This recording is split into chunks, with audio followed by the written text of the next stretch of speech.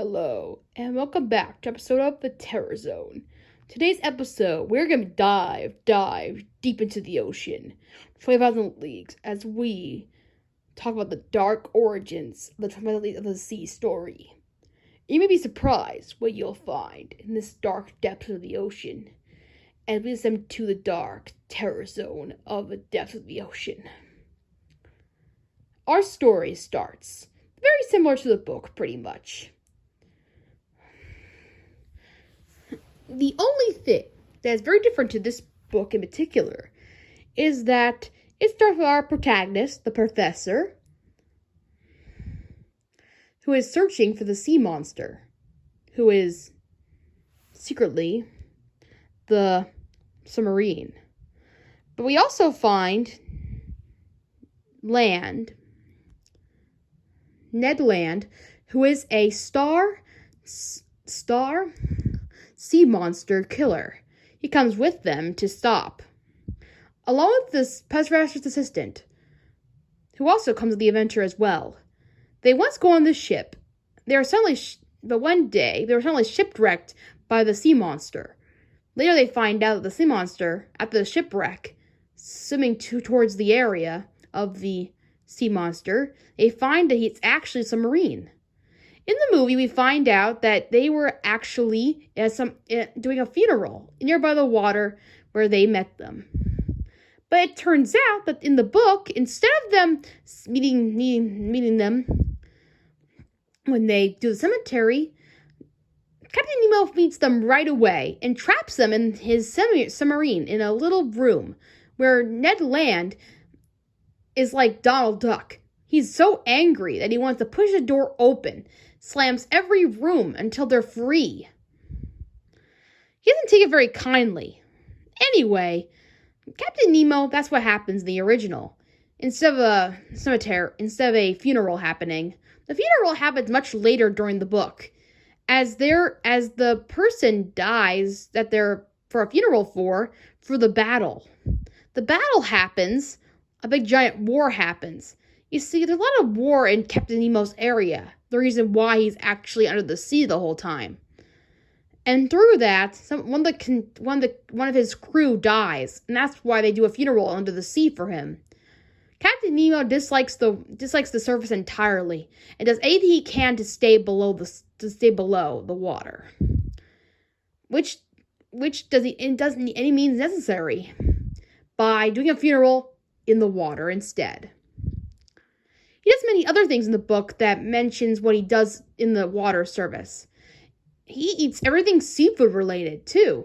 All gadgets and gears are made into his submarine.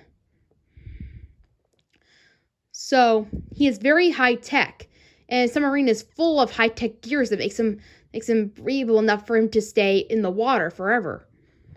Even the professor is fascinated by his high tech gear and stuff, and his organ too, where he just plays constantly throughout the whole book as well. The book is pretty much the same as the movie, only with great detail of what he does throughout the book of the story. We also get more detail of his backstory and more in the book than we do in the movie. In the movie, it's only briefly touched about how his family died in the war. But we don't get to see much of it either. He only says that his son dies, and that's it. You don't really get to say much about his mom, about his wife, or his other son that died as well. But we know that it was his two sons and his wife as well. We see him in the book I read, had a picture of him looking at it, sadly. During the war, this would have happened. We also, in the movie, realize what the danger of the war would be like for him. So we see the place where it was and the place where it lies. So we get to leave away quickly before it gets to sea. But after all this is just his backstory, pretty much. It's just extended upon more in the book than it is in the movie.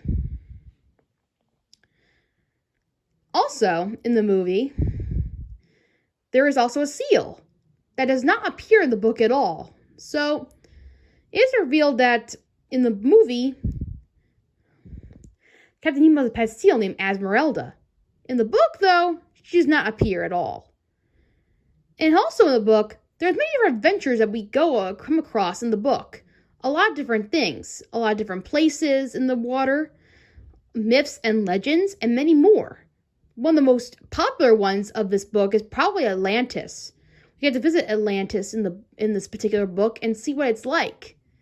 It's just an underwater town, pretty much. It's nothing too special, really, but it's a cool addition to the book, really. We get to see a whole lot of stuff in this book that's really super cool to me. Actually, the Squid Attack. The Squid Attack is very similar to the original, pretty much, in the book, in the movie, too.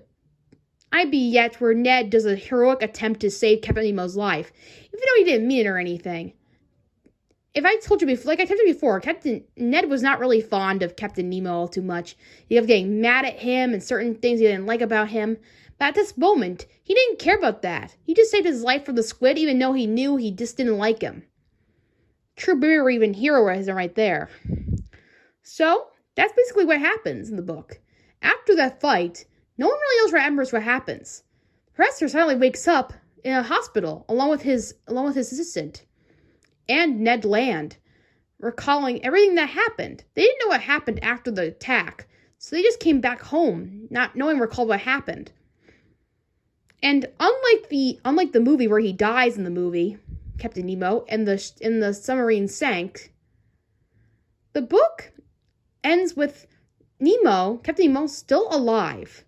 We don't really know if he's dead or alive, actually. It's end with uncertain tone. We are not sure if he's dead or alive. More like it's unopened for your imagination to tell what happened to him. So Disney could have just predicted that he could have died. But in the book, we're not really known for sure whether he died or not. The presser leaves it wide open, saying that he's probably on more adventures, still under the sea, having more adventures to behold. Also, it's also revealed that in another Jules Verne's books that he actually returns. So we'll have to see what happens to him in the fewer books I will read in Terror Zone later on. And that is all about the Terror Zone today. What'd you think of Twilight of the Sea? Was it similar than you thought? Was it not? Tell me in the comments below. And I'll see you next time on the Terror Zone.